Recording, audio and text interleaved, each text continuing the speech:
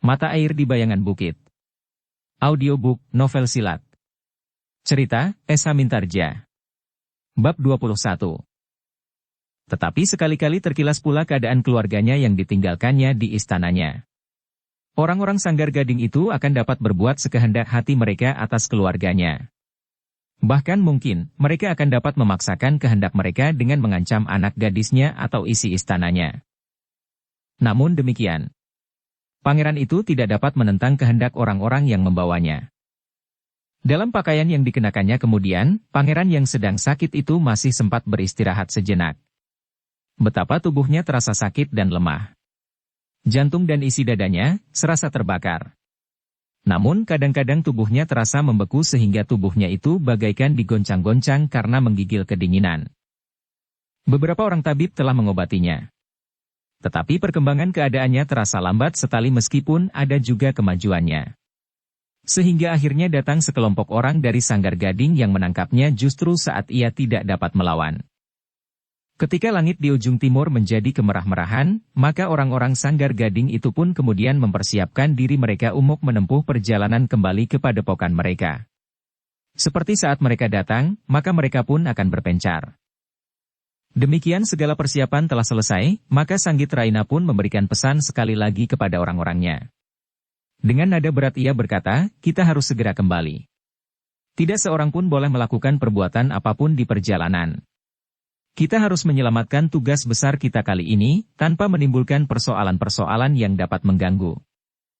Semua orang mendengarkan dengan saksama, jika salah seorang dari kalian melanggar perintah ini, dan justru akan dapat menimbulkan gangguan, maka aku akan mengambil tindakan langsung terhadap kalian. Tidak terdengar seorang pun yang berbicara. Bahkan berbisik pun tidak. Namun dalam pada itu, Rahu melihat sikap yang mencurigakan pada Nerang Sarimpat yang tersenyum-senyum sambil menggamit seorang kawannya. Ada semacam kesan yang kurang baik pada sikap itu. Karena itu, maka Rahu yang kemudian bergeser ke dekat Cempaka berbisik, kau lihat sikap Nerang Sarimpat. Kenapa? Bertanya Cempaka. Ia tentu masih ingat kepada gadis yang tinggal di istana itu, desis Rahu. Gila, geram Cempaka. Apakah aku boleh bertindak? Bertanya Rahu. Jika ia melakukannya.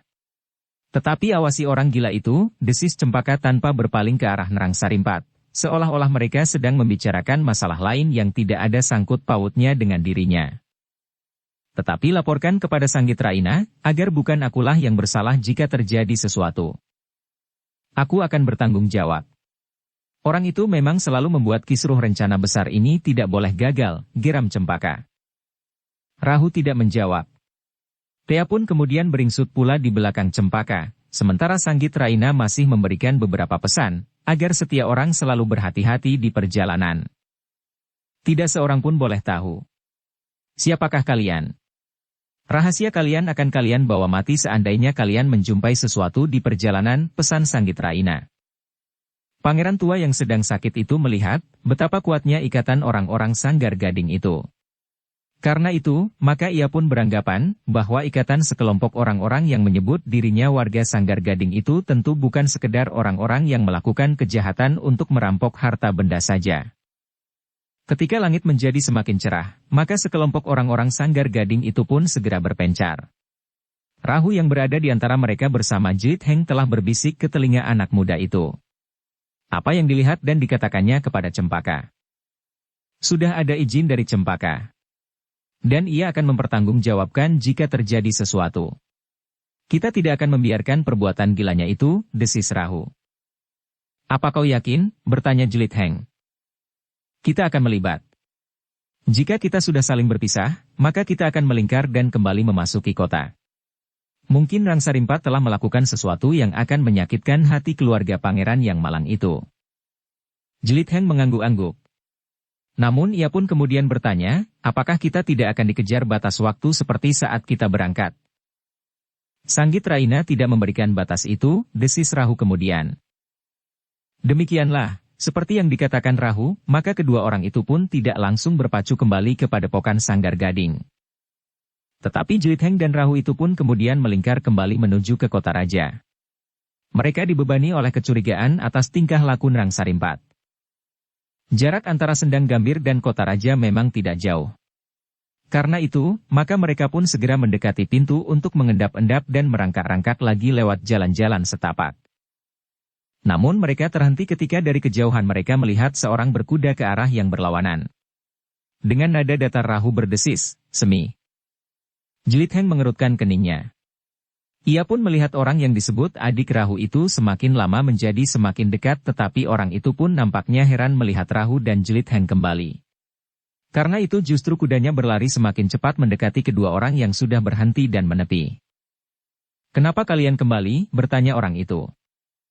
Rahu memandang Jelit Heng sejenak. Namun karena Jelit Heng mengangguk kecil, maka Rahu pun berkata, "Aku curiga kepada Nrang Sarimpat. Pangeran yang sakit itu meninggalkan seorang gadis di rumahnya. Agaknya Nrang Sarimpat telah tertarik kepada gadis itu seperti ia tertarik hampir kepada setiap orang perempuan." "Jadi kau akan kembali ke istana itu?" bertanya Semi. "Ya. Jika Nrang Sarimpat membawa gadis itu, maka nasib gadis itu agaknya akan menjadi sangat buruk. Jauh lebih buruk dari nasib ayahandanya," jawab Rahu. "Marilah," berkata Semi, "aku ikut bersamamu." "Bukankah tidak ada yang menarik lagi diikuti pada orang-orang Sanggar Gading itu?" "Tidak," jawab Rahu, "mereka telah berpencar dan kembali ke padepokan sambil membawa pangeran itu." Semi pun kemudian mengikuti Rahu dan Jelit Heng kembali ke kota raja. Ada semacam perasaan gelisah di hati mereka karena sikap Nrang Sarimpat. "Kita akan bersikap keras terhadapnya," desis Rahu kemudian, "aku sudah mendapat izin Cempaka." "Apakah harus ada izin dari orang itu?" bertanya Jelit Heng. "Setidak-tidaknya kita akan membatasi persoalannya, karena kita sudah terlanjur membiarkan pangeran itu dibawa oleh orang-orang Sanggar Gading ke padepokan," jawab Rahu. Demikianlah mereka mempercepat kuda mereka. Mereka tidak membuang waktu lagi sehingga karena itu, maka mereka pun telah pergi langsung menuju ke istana pangeran yang telah dibawa oleh orang-orang Sanggar Gading itu. Namun demikian mereka mendekati istana, maka Rahu pun berdesis, "Kita akan melibat, apakah mereka sudah datang atau belum?" "Apakah kita akan memasuki istana itu?" bertanya Semi. "Tidak. Kita akan bertanya kepada penjaga regol itu, apakah ada orang yang datang ke istana itu mencari seorang," jawab Rahu. "Apakah mereka justru tidak akan mencurigai kita?" bertanya Jelit Heng. "Kalian tidak perlu akut. Akulah yang akan bertanya," sahut Semi, "mungkin mereka masih mengenal kalian yang semalam datang ke istana itu." "Pergilah," jawab Rahu, "kau orang baru dalam hal ini." Semi pun mendahului kedua orang kawannya. Ia segera menemui penjaga regol istana itu dan bertanya, "Apakah aku diperkenankan menghadap pangeran?" Penjaga itu bingung sesaat. Namun yang tertua di antara mereka menjawab, "Pangeran sedang sakit, ia tidak menerima tamu hari ini." "Itulah," jawab Semi, "aku datang karena pangeran sedang sakit. Aku membawa obat untuk pangeran yang dipesankan salah seorang abdi di istana ini. Ayahku adalah seorang tabib yang dikenal baik oleh pangeran." Sejenak penjaga regol yang tua itu pun ragu-ragu. Namun kemudian katanya, "Apakah orang lain dapat menerimanya?" Semi termenung sejenak. Tetapi kemudian ia bertanya, "Kisanak, apakah kakakku telah datang kemari?" "Siapa?" "Kakakku. Ia juga harus datang hari ini untuk membawa obat yang akan menjadi campuran obat yang aku bawa sekarang," desis Semi. "Belum ada orang yang datang sepagi ini." Semi menarik nafas dalam-dalam. Lalu katanya, "Jika demikian, baiklah, aku akan menunggu saja. Aku akan menghadap bersama-sama dengan kakakku itu." "Terserahlah kepadamu.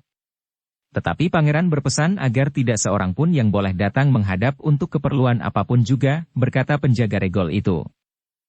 Semi menarik nafas dalam-dalam namun ia pun kemudian mohon diri untuk menunggu saudara laki-lakinya di luar istana.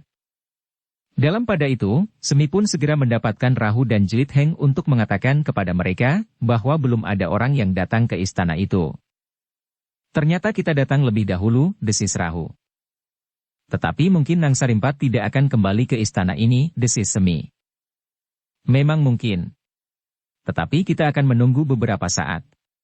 Kita akan mencari sebuah kedai di pinggir jalan, dekat dengan istana itu," berkata Rahu. "Jika mereka datang dari arah yang berbeda," bertanya Jelit Heng. "Kita akan selalu mengawasi," jawab Rahu. Dengan demikian, maka ketiga orang itu pun berusaha untuk mendapatkan sebuah kedai yang mungkin tidak terlalu dekat, tetapi dapat mengawasi regol istana pangeran yang malang itu. Selain mereka memang lapar, maka mereka akan dapat menjaga, agar seseorang tidak melakukan tindakan yang membuat pangeran itu semakin menderita. Tetapi ketiga orang itu tidak dapat makan dengan tenang. Meskipun demikian, namun akhirnya mereka menjadi kenyang juga. Untuk beberapa saat mereka masih duduk di dalam kedai itu. Mereka sempat bertanya, kapan kedai itu mulai dibuka. Dini hari, jawab pemilik kedai itu, orang-orang yang pergi ke pasar dari daerah yang jauh, kadang-kadang telah habis menjual dagangannya sebelum pagi. Sambil pulang, mereka sering singgah di kedai ini. Siapa yang membeli dagangan mereka di dini hari? Bertanya Rahu. Para tengkulak. Mereka membeli hasil sawah dari para petani. Kemudian mereka menjualnya di pasar itu pula. Bahkan keuntungan mereka lebih banyak dari uang yang diterima oleh para petani yang menanam, memetik hasilnya dan membawanya ke pasar itu, jawab pemilik kedai itu. Rahu mengangguk-angguk. Katanya, memang tidak adil. Tetapi para petani itu telah puas jika dagangannya menjadi segera laku meskipun dibeli dengan harga yang terhitung murah. Semi akan menyahut tetapi diurungkannya, karena tiba-tiba saja mereka melihat dua orang penunggang kuda mendekati regol rumah pangeran yang telah diambil oleh Hisanggit Raina.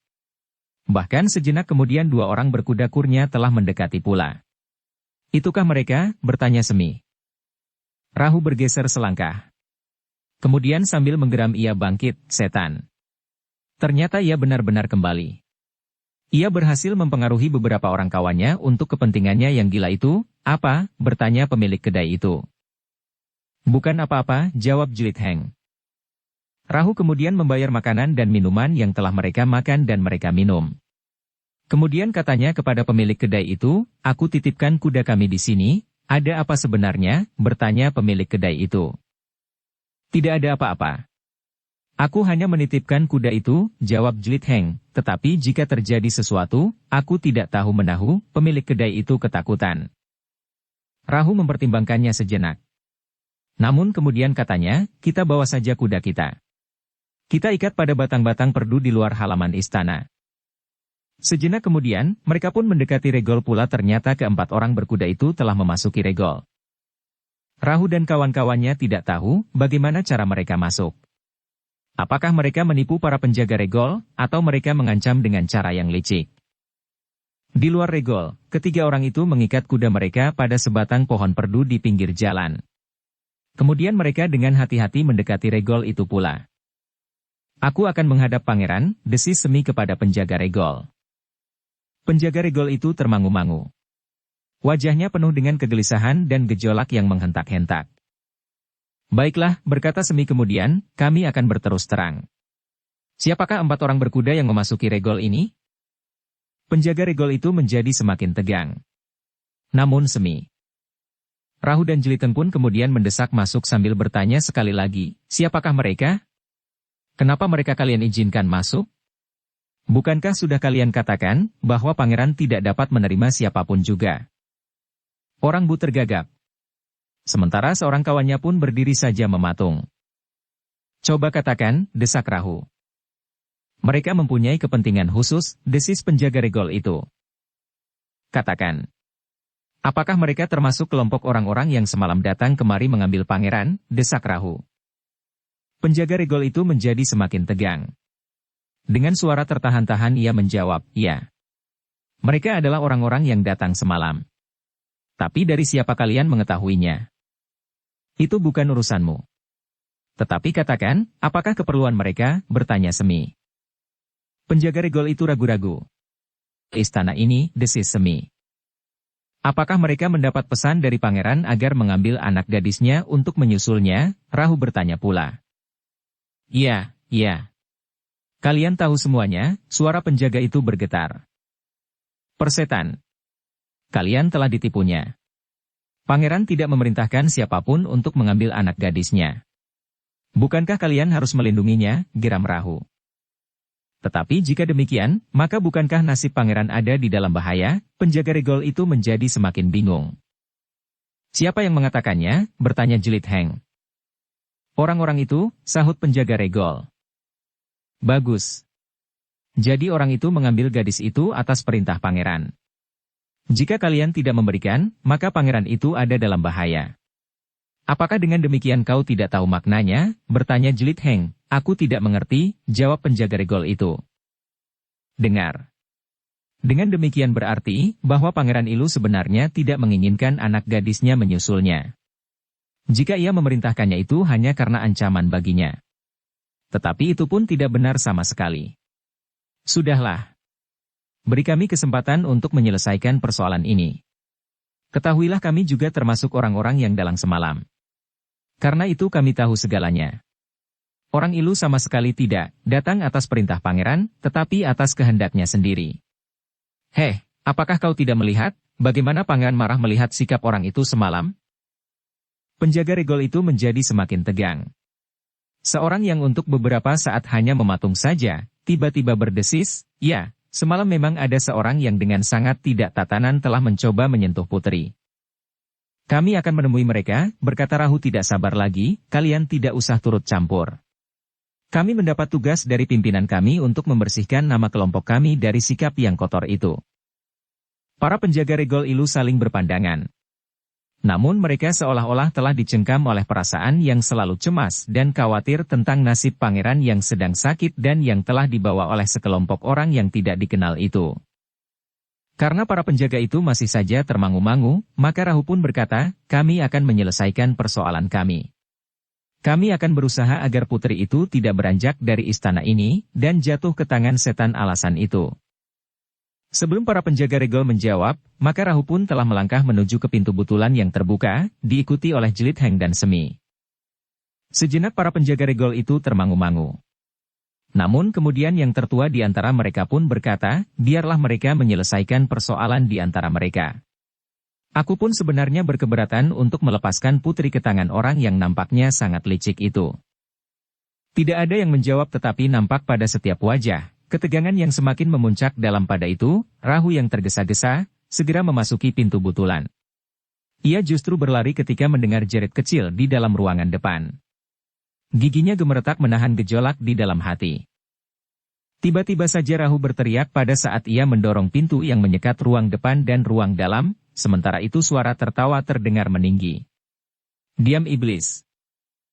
Tetapi suara tertawa itu pun segera terputus. Serentak mereka berpaling ke pintu yang berderak, Rahu, desis Nerang Sarimpat yang sedang memegangi putri yang berusaha meronta. Sementara embannya terbaring di lantai pingsan. Nerang Sarimpat, geram Rahu yang melangkah maju setapak demi setapak, apa yang kau kerjakan itu? Itu urusanku. Kenapa kau kembali? Bertanya Nerang Sarimpat. Senyumnya sama sekali tidak nampak lagi di bibirnya. Aku mendapat perintah dari Sanggit Raina lewat Cempaka untuk melihat apa yang kau lakukan. Ternyata kau benar-benar seorang iblis yang gila, geram Rahu. Bohong, teriak Nang Sarimpat, Cempaka tidak akan memerintahkan sesuatu kepadamu bersama orang yang bukan keluarga kita, meskipun aku tahu bahwa ia adalah adikmu. Ini suatu pendadaran buat adikku, apakah ia dapat diterima di antara kita atau tidak? Ia akan bertempur tidak usah di padang perburuan itu. Tetapi jika kau tidak mau pergi, maka adikku akan bertempur di sini bersama aku dan Bantaradi, jawab Rahu. Tetapi Nang Sarimpat tertawa. Ia masih belum melepaskan putri yang ketakutan itu. Katanya, baiklah. Aku akan pergi bersama putri ini. Aku akan membawanya ke Padepokan. Mungkin ia diperlukan. Bukan saja aku sendiri, tetapi kawan-kawanku. Dan bukankah di sana ia akan tinggal bersama ayahandanya? Tidak. Aku tidak mau, teriak putri itu. Tetapi Nang Sarimpat tertawa sambil menjawab, jangan menjerit terlalu keras putri. Aku tidak bermaksud buruk tetapi aku bermaksud baik. Di sini kau terpisah dari ayahanda MU. Tetapi di padepokanku kau akan tinggal bersamanya, meskipun hanya pada saat-saat tertentu. Cukup, Rahulah yang membentak, kau jangan menghina perintah Sanggit Raina. Nerang Sarimpat, seandainya aku gagal menjalankan perintah itu maka kau tentu akan dibunuhnya juga jika kau bawa gadis itu. Kau seharusnya sudah dapat membawa sikapnya semalam. Tetapi ketajaman perhitungannya telah menjatuhkan perintah lewat Cempaka agar aku datang kembali ke istana ini. Tetapi Nang Sarimpat masih tertawa katanya kepada kawan-kawannya, jika demikian, gadis ini tidak akan kita bawa ke Padepokan. Aku akan menyediakan sebuah rumah khusus buatnya. Ia akan menjadi istriku. Aku tidak mau. Aku tidak mau, teriak putri itu. Semi yang berdiri dengan tegangnya itu, rasa-rasanya tidak sabar lagi menunggu pembicaraan yang tidak berkesudahan. Maka ia pun kemudian melangkah maju sambil berkata, aku akan mencoba untuk dapat memasuki padepokan itu. Mungkin aku harus membunuh untuk membuktikan bahwa aku memiliki kemampuan untuk berada bersama kakakku di padepokan. Nrang Sarimpat masih saja tertawa. Kalanya kepada kawan-kawannya, kenapa kau biarkan anak itu mengigau? 3 orang kawan Nrang Sarimpat pun segera bersiap. Yang seorang menggeram, kalian telah mengganggu kami. Kalian pun telah mengaku mendapat perintah dari Sanggit Raina.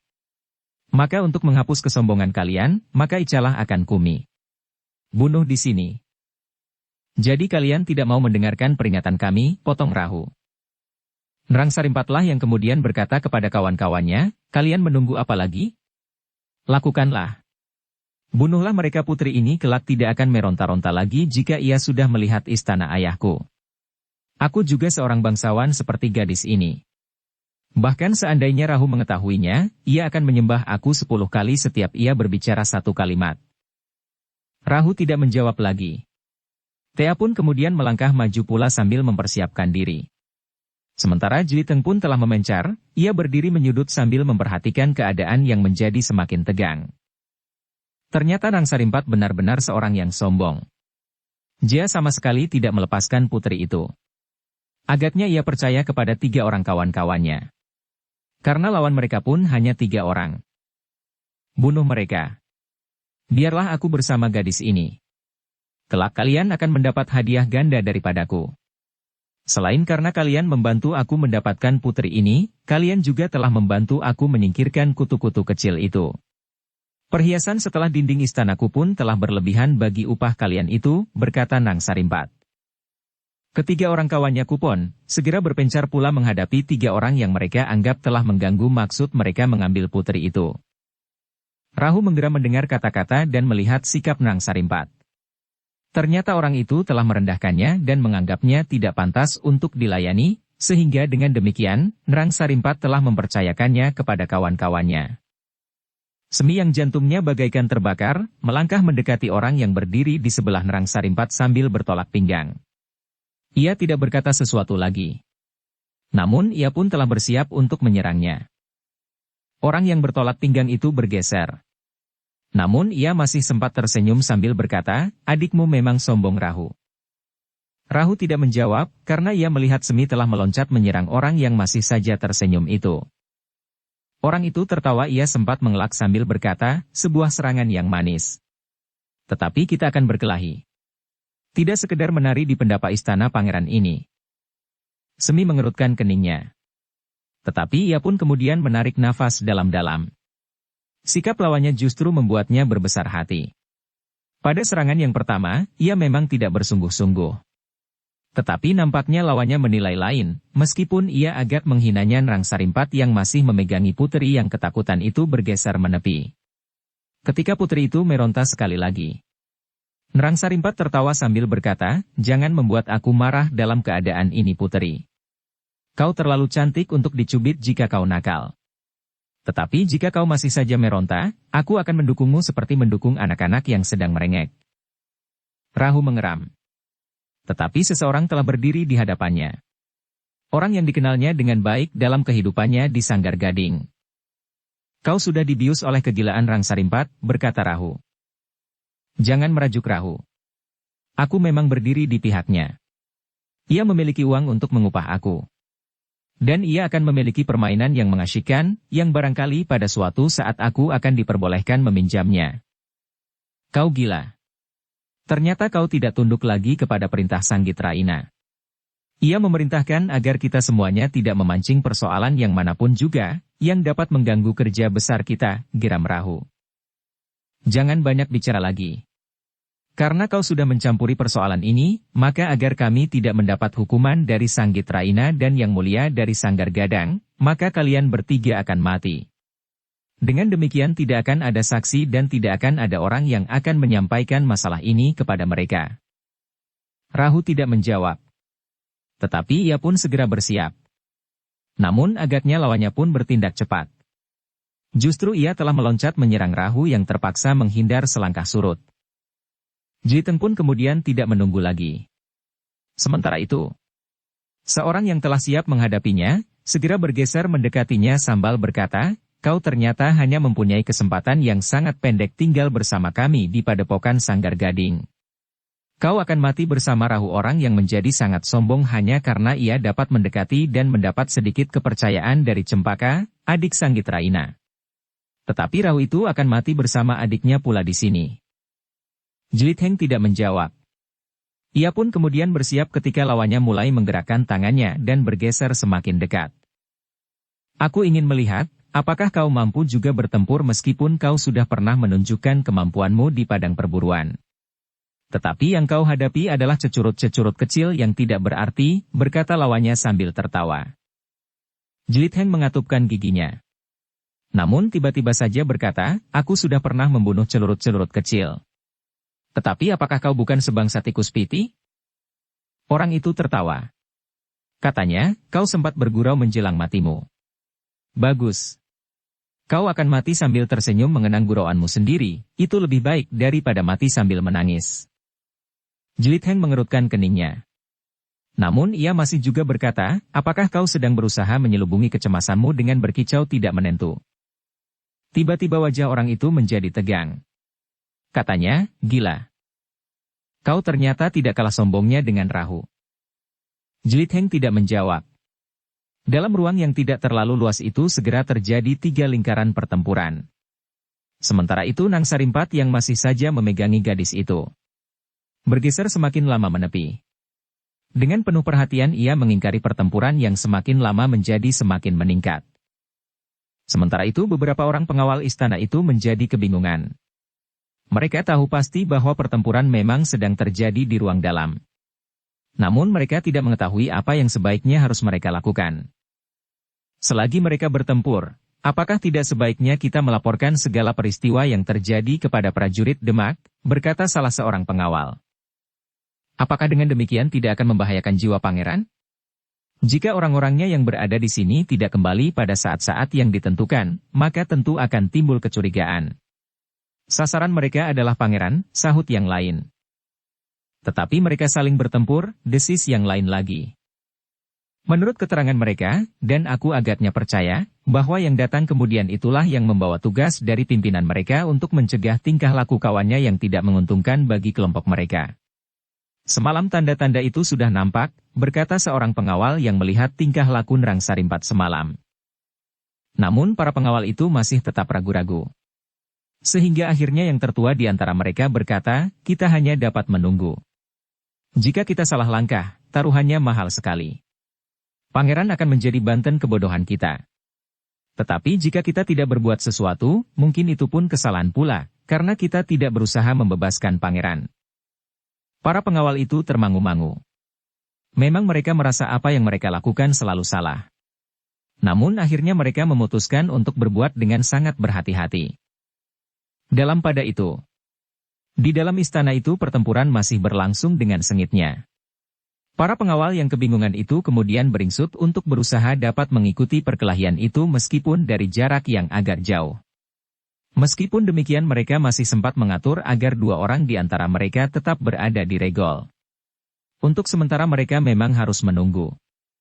Meskipun sebenarnya mereka telah siap mengorbankan apapun yang ada pada mereka, tetapi pertimbangan keselamatan pangeran itulah yang menjadi perhatian utama bagi mereka. Sementara itu, Rahu, Jelit Heng dan Semi masih bertempur dengan sengitnya. Ternyata orang-orang Sanggar Gading yang memang orang-orang yang terpilih. Hanya mereka yang memiliki kelebihan sajalah yang dapat memasuki dan diterima menjadi keluarga dari padepokan yang tertutup dan wingit itu. Semuanya disebut murid dari pimpinan tertinggi padepokan itu. Sengaja atau tidak sengaja. Meskipun demikian, ternyata masih ada juga unda-usuk dari setiap murid di Sanggar Gading. Meskipun mereka adalah orang-orang terpilih, tetapi kemampuan dan ilmu mereka mempunyai tataran yang tidak sama.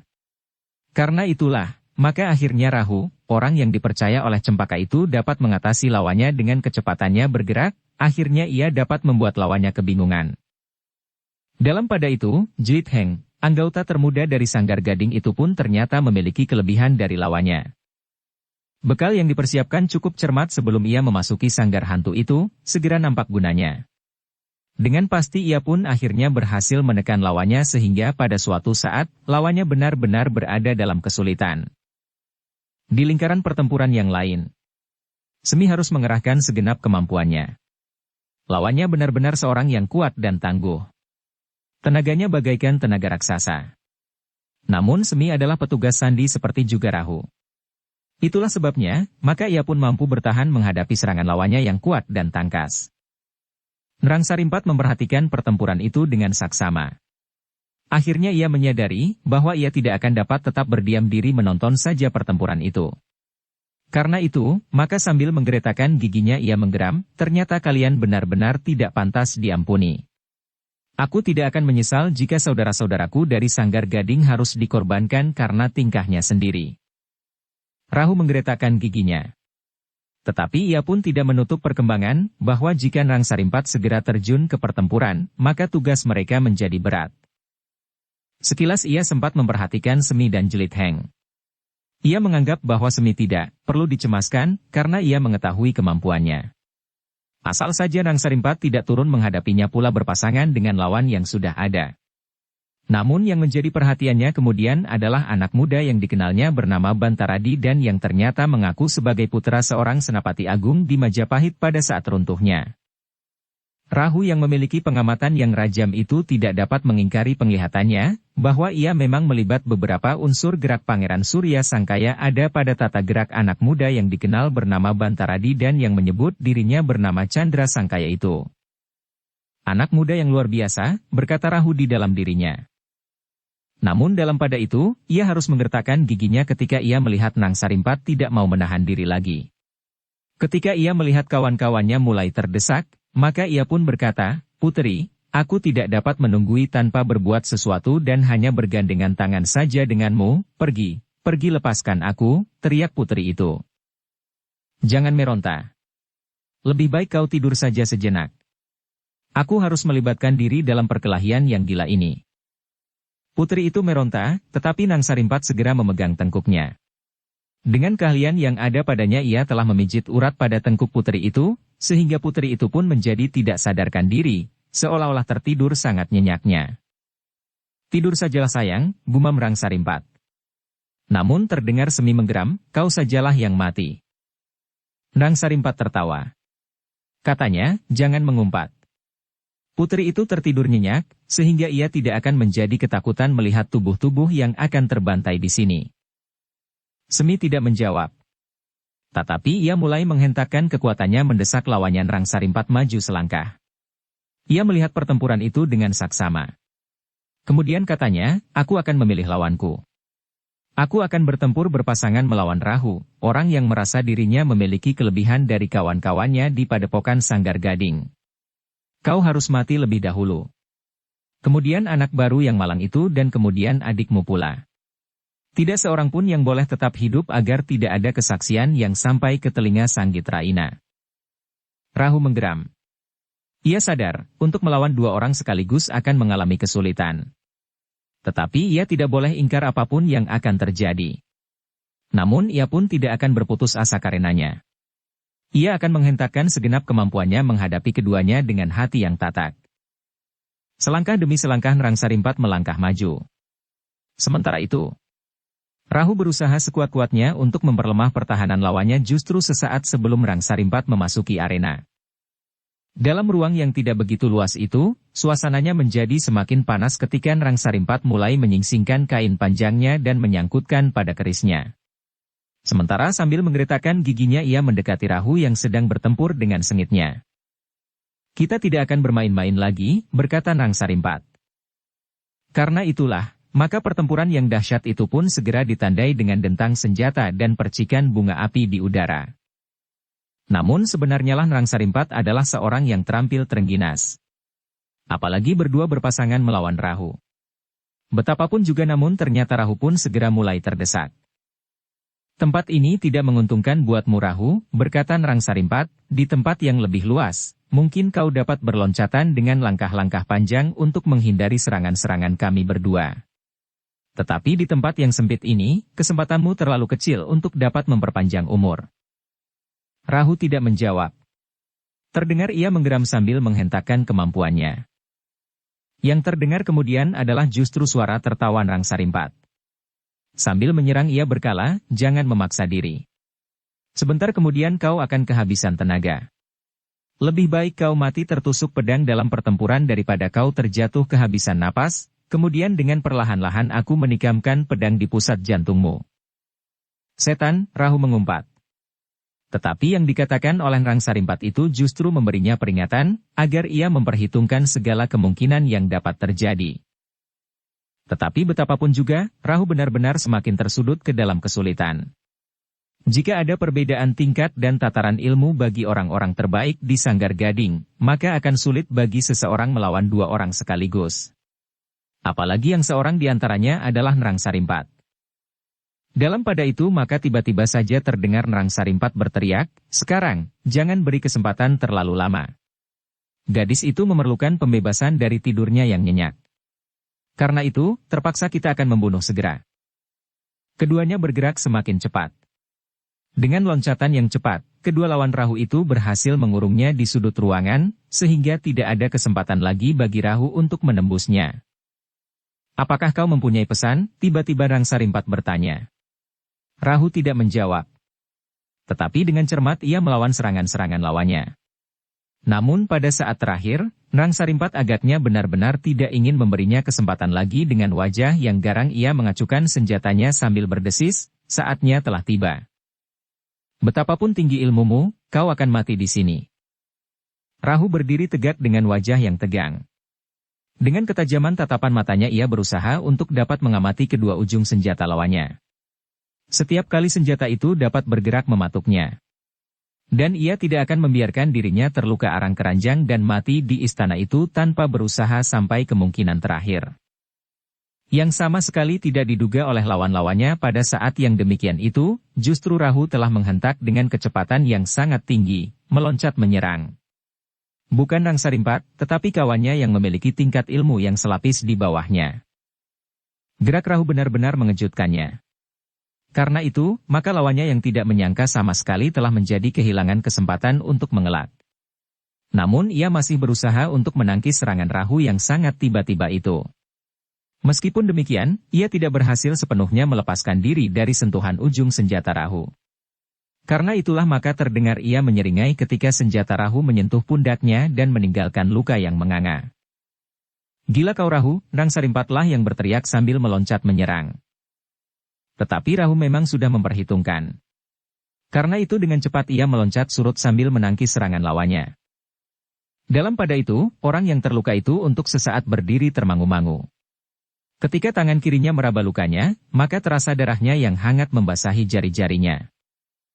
Dengan nada berat ia menggeram, "Kau memang harus dicincang Rahu."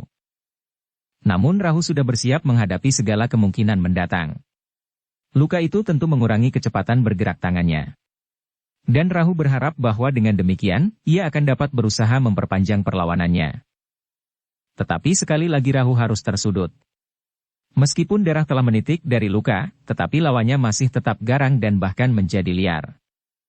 Pada saat-saat yang gawat itu, Rahu masih tetap menyadari keadaannya.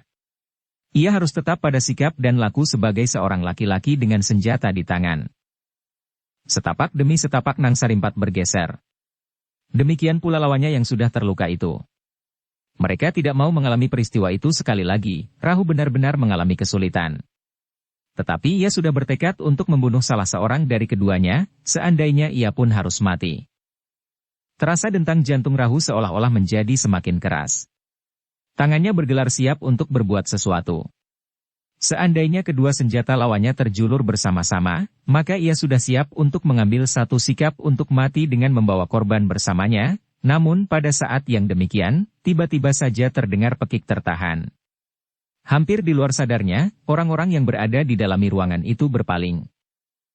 Yang mereka lihat adalah lawan Jelit Heng yang terhuyung-huyung.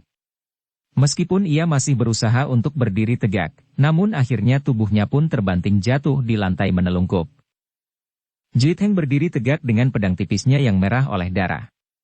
Ternyata ia telah menyelesaikan pertempuran itu. Untuk sesaat ia masih menyaksikan lawannya bergerak. Ternyata bahwa ia masih hidup, meskipun sudah tidak mampu berbuat apapun lagi karena luka-lukanya. Kau adalah salah seorang murid Sanggar Gading, tiba-tiba terdengar Rahu berdesis. Jelit Heng menggeretakkan giginya. Sesaat kemudian ia pun telah tegak dengan senjatanya menyilang di muka dadanya. Ternyata Rahu telah mengentakkannya dari gejolak perasaannya. Karena itu, maka ia pun kemudian berkata, aku akan mengambil seorang dari lawan Rahu. Kematian adalah akibat yang wajar pada perkelahian seperti ini. Kawanmu itu akan mati, dan kalian semuanya juga akan mati. Nrang Sarimpat menggeram. Namun ia tidak sempat berbuat sesuatu terhadap Jelit Heng. Karena tiba-tiba saja Rahu telah meloncat menyerangnya. Gila, teriak Nrang Sarimpat, dengan tingkah laku Bantaradi itu, jangan kau kira bahwa kau akan dapat membebaskan dirimu. Rahu tidak menyahut. Ia melihat Jelit Heng telah bersiap pula menghadapi kawan Nrang Sarimpat yang telah menitikkan darah dari lukanya. Kawan Nrang Sarimpat itu menggeletakkan giginya. Ia menyadari apa yang bakal terjadi. Ia harus melawan orang yang dikenalnya bernama Bantaradi, yang sudah berhasil menjatuhkan seorang kawannya. Sejenak kemudian, maka Jelit Heng berhasil memancing lawannya itu mengambil jarak dari Rahu yang harus berhadapan dengan Nrang Sarimpat seorang diri. Nrang Sarimpat yang marah itu tidak menunggu lebih lama lagi, ia pun segera meloncat menyerang, selagi Rahu belum beringsut terlalu jauh dari sudut ruangan. Ia masih akan berusaha untuk menyudutkan Rahu sehingga ia tidak mempunyai keleluasaan bergerak, meskipun Nrang Sarimpat bertempur seorang diri. Rahu memang terdorong surut. Tetapi ia tidak lagi terlalu tegang menghadapi seorang lawannya. Ia masih sempat memperhatikan keadaan sekitarnya. Ternyata bahwa Jelit Heng telah memaksa lawannya untuk bergeser semakin jauh dari Nrang Sarimpat. Sementara itu, Semi bertempur dengan serunya pula. Ternyata lawannya memiliki kekuatan yang luar biasa. Tetapi Semi yang bertubuh tinggi tegap dan berdada bidang itu juga memiliki tenaga raksasa. Dengan demikian, maka benturan-benturan kekuatan di antara mereka seolah-olah membuat seisi istana itu bergetar. Dentang senjata keduanya yang beradu seolah-olah telah mengguncang tiang dan dinding yang berdiri tegak dengan kokohnya. Untuk beberapa saat kekuatan mereka berdua nampak seimbang. Namun kemudian ternyata bahwa kekuatan Semi telah berhasil mendesak lawannya meskipun perlahan-lahan. Yang segera mengalami kesulitan adalah lawan Jelit Heng. Pedang tapis Jelit Heng ternyata mampu membuat lawannya berloncatan kebingungan. Setiap kali ia meloncat surut mengambil jarak, kemudian berputar dan beringsut sambil memperbaiki kedudukannya. Ternyata darah yang mengalir dari lukanya memang mulai mengganggunya. Karena itu, maka tenaganya tidak lagi mampu mengimbangi kecepatan getar pedang tipis Jelit Heng. Sejenak kemudian, ketika Nrang Sarimpat berteriak sambil meloncat menyerang, terdengar lawan Jelit Heng itu mengeluh pendek. Sekali lagi tubuhnya tersayat oleh senjata. Kali ini adalah senjata Jelit Heng yang dikenalnya bernama Bantaradi. Anak iblis, orang itu mengumpat. Namun umpatannya tidak mampu memampatkan darahnya. Bahkan semakin lama semakin banyak. Titikan-titikan darah itu sudah mulai memerah di lantai yang mengkilap. Nrang Sarimpat yang bertempur melawan Rahu seorang lawan seorang melihat kedua kawannya mulai terdesak.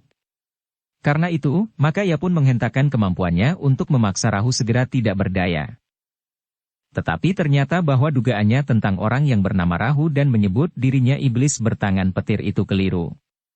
Jika Rahu mendapat kepercayaan dari Cempaka, menurut dugaan Nrang Sarimpat hanyalah karena Rahu bersedia merendahkan dirinya dan dapat melayani segala kehendak Cempaka. Namun ternyata bahwa Rahu benar-benar seorang iblis yang bertangan petir. Tangannya mampu bergerak dengan kecepatan yang sulit diperhitungkan. Kadang-kadang Nrang Sarimpat justru menjadi kehilangan pengamatan sehingga ia terpaksa berloncatan surut. Dalam pada itu, Rahu tidak lagi dicemaskan oleh kemungkinan bahwa ia akan tersudut. Ia melihat bahwa Jelit Heng tentu akan dapat memenangkan pertempuran melawan orang yang telah terluka itu, sementara Semi pun nampaknya benar-benar sudah mapan dan perlahan-lahan namun pasti mulai menguasai lawannya, meskipun kadang-kadang lawannya masih nampak sangat garang. Tetapi kekuatan Semi yang bertubuh raksasa itu pun benar-benar dapat dibanggakan. Yang harus dikerjakan oleh Rahu kemudian adalah mengalahkan Nrang Sarimpat yang sombong dan kasar, meskipun nampaknya ia adalah seorang yang lembut dan peramah. Tetapi sikapnya terhadap puteri yang dibuatnya bagaikan tertidur itu benar-benar mencemaskan Rahu, yang bukan saja orang Sanggar Gading, tetapi ia adalah petugas sandi yang memang wajib melindungi setiap orang dari tangan-tangan kejahatan. Tetapi terlebih-lebih dari itu, Rahu benar-benar telah menjadi muak terhadap Nrang Sarimpat. Karena itu, maka ketika ia pasti bahwa kedua orang kawannya pun akan berhasil mengalahkan lawannya, maka ia pun telah memusatkan usahanya untuk dengan segera melumpuhkan orang yang bernama Nrang Sarimpat itu. Seorang murid Sanggar Gading yang sangat memuakkannya karena sikapnya. Di balik keramahan dan kelembutan sikapnya yang selapis itu, ternyata tersembunyi hati iblisnya yang berbulu ijuk. Rahu yang sudah mengenal Nrang Sarimpat dengan baik itu telah memutuskan di dalam hatinya, bahwa tingkah laku Nrang Sarimpat tidak akan dapat berubah sepanjang ia masih dapat menghirup udara. Karena itu, cara satu-satunya untuk menghentikan tingkah lakunya bagi keselamatan banyak orang hanyalah dengan membunuhnya.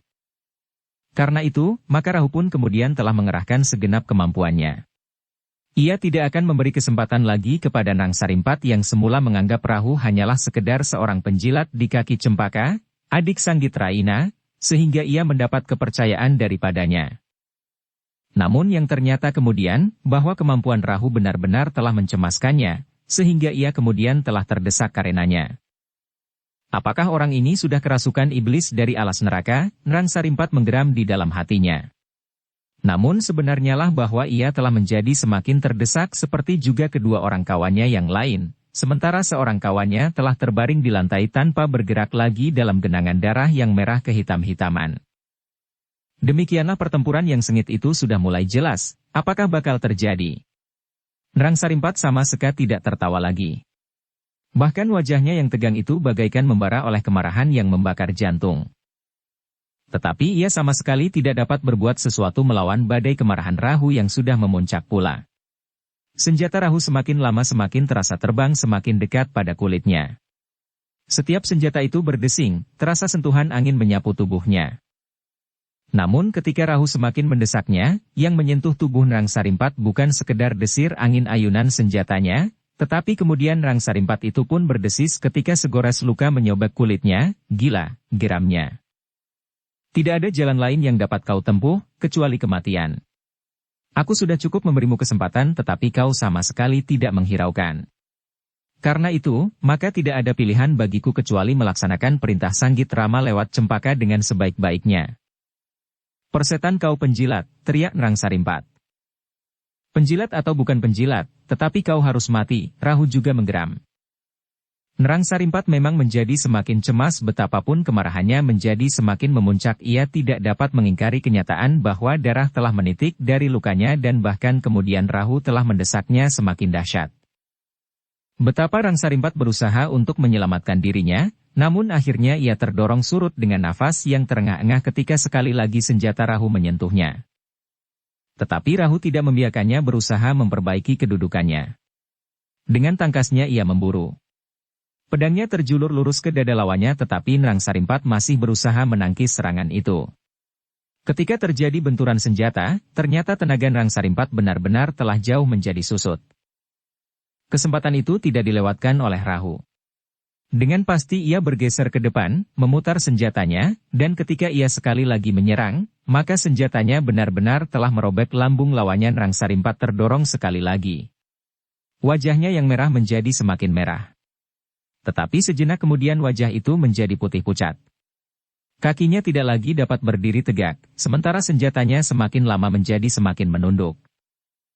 Tetapi dalam pada itu ia masih berteriak dengan suara bergetar, "Anak setan, penjilat kau Rahu. Aku cincang kau menjadi sayatan tulang dan daging." Rahu tidak menjawab. Dipandanginya saja Nrang Sarimpat yang kemudian jatuh tersungkur. Masih terdengar umpatan kasar dari mulutnya meskipun semakin lambat. Rahu menarik nafas dalam-dalam ketika kemudian Nrang Sarimpat itu terdiam. Tarikan nafasnya yang terakhir menandai akhir hidupnya dengan beberapa goresan luka di tubuhnya. Kematian Nrang Sarimpat membuat kawan-kawannya menjadi berputus asa. Mereka merasa bahwa mereka tidak akan dapat berbuat apapun untuk menyelamatkan hidupnya. Mereka pun merasa bahwa mereka tidak akan sempat melarikan diri setelah dua orang di antara mereka terbunuh. Apalagi mengharapkan pengampunan Rahu yang sedang dibakar oleh kemarahan. Karena itu, maka kedua orang itu pun kemudian telah mengamuk seperti orang yang kehilangan nalarnya. Mereka tidak lagi mempunyai pertimbangan lain, kecuali menuntaskan perlawanannya sampai mereka pun akan terbunuh pula. Tidak ada yang dapat dilakukan oleh Jlit Heng dan Semi, mereka tidak dapat berbuat lain kecuali menghentikan kegilaan lawan-lawan mereka. Karena itulah, maka berturut-turut. Semi dan Jlit Heng pun telah mengakhiri perlawanan orang-orang Sanggar Gading itu dengan menembus tubuh mereka dengan senjata. Sejenak ruangan itu menjadi hening. Yang terdengar hanyalah desah nafas yang memburu. Ternyata bahwa Rahu dan kawan-kawannya berhasil menyelesaikan pertempuran itu tanpa memberiku taruhan, selain goresan-goresan kecil pada tubuh mereka. Tetapi goresan-goresan itu sama sekali tidak berarti sementara titik darah pun segera menjadi pampat oleh taburan obat yang mereka bawa. Apa yang akan kita lakukan kemudian, desis Semi. Panggil salah seorang pengawal, berkata Rahu. Semi pun kemudian turun lewat pintu butulan dengan senjatanya yang merah oleh darah. Para pengawal yang termangu-mangu terkejut melihat Semi turun dengan senjata telanjang. Dengan serta-merta, para pengawal itu pun kemudian mempersiapkan diri. Tetapi Semi yang tertegun pun kemudian berkata, "Satu atau dua orang di antara kalian, masuklah. Kami ingin berbicara, kami telah membunuh beberapa kawan kami yang melanggar perintah pimpinan kami." Para pengawal itu menjadi ragu-ragu. Tetapi kemudian dua orang di antara mereka telah mengikuti Semi memasuki ruang dalam. Para pengawal itu tertegun. Mereka benar-benar melihat 4 sosok mayat yang terkapar di lantai. Namun kedua pengawal itu pun kemudian menggeram ketika mereka melihat putri pangeran itu telah menggenggam hulu pedangnya. "Tidak," jawab Rahu, "Nang Sarimpat yang terbunuh itulah yang telah membuatnya tidur. Tetapi ia selamat." Selagi kedua pengawal itu termangu-mangu, Rahu telah melangkah mendekatinya, kemudian ia pun berkata kepada kedua pengawal itu, "Bawa putri ke bilik yang lain. Aku akan membuatnya sadar." Tetapi jika putri melihat mayat yang terbujur lintang itu, ia akan menjadi ketakutan dan mungkin kejutan yang sangat akan mempengaruhi kesadarannya. Kedua pengawal itu masih termangu-mangu. Namun akhirnya mereka pun mengangkat putri itu dan membawanya ke bilik di sebelah, dan kemudian embannya pula. Para pengawal itu pun menjadi tegang ketika mereka melihat Rahu mulai meraba tubuh putri itu. Perlahan-lahan pada tengkuknya. Kemudian tepat pada simpul syaraf kesadarannya, Rahu menekannya perlahan-lahan untuk membuka sentuhan Rang Sarimpat yang telah membuat putri itu tertidur. Ternyata usaha Rahu berhasil. Perlahan-lahan putri itu membuka matanya, hampir bersamaan dengan embannya yang tersadar dari pingsannya pula. Yang nampak kemudian adalah bayangan-bayangan yang kabur. Namun kemudian bayangan itu menjadi semakin jelas. Hampir saja ia berteriak ketika ia melihat wajah yang garang yang tidak dikenalnya seolah-olah akan menerkamnya. "Jangan takut putri," terdengar seseorang berkata. Putri itu mengusap matanya. Wajah-wajah itu menjadi semakin jelas.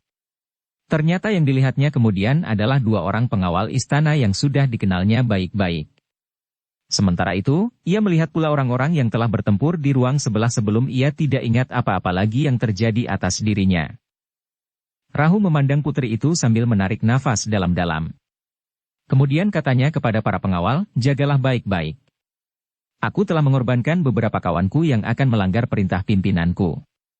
Jika pada saat yang lain datang pula beberapa orang dengan alasan orang itu berbuat bagi kepentingan mereka sendiri, dan kau dapat membayangkan apa yang terjadi atas putri itu jika ia jatuh ke tangan kawan-kawanku." Kedua pengawal itu termangu-mangu, sementara emban yang telah sadar itu pun merangkak mendekati putri yang masih terbaring. "Putri," desisnya. Putri itu pun memandanginya sejenak. Kemudian ia pun bangkit sambil bertanya, "Bagaimana dengan kau, Biung?" "Bagaimana dengan putri?" embannya itu ganti bertanya. "Ia tidak mengalami sesuatu," Rahulah yang menjawab, lalu katanya, "Kepada para pengawal, aku terpaksa segera meninggalkan tempat ini. Aku harus menyusul kawan-kawanku yang mungkin sudah terlalu jauh. Selenggarakan mayat-mayat itu. Sebaiknya tidak ada orang lain yang mengetahui. Pesankan kepada seisi istana ini agar keselamatan pangeran tidak terganggu." "Jadi bagaimana kami harus mengubur kawan-kawanmu tanpa diketahui orang lain?" bertanya salah seorang pengawal. "Kuburlah di kebun belakang. Pada saatnya mereka akan dipindahkan ke tempat yang lain."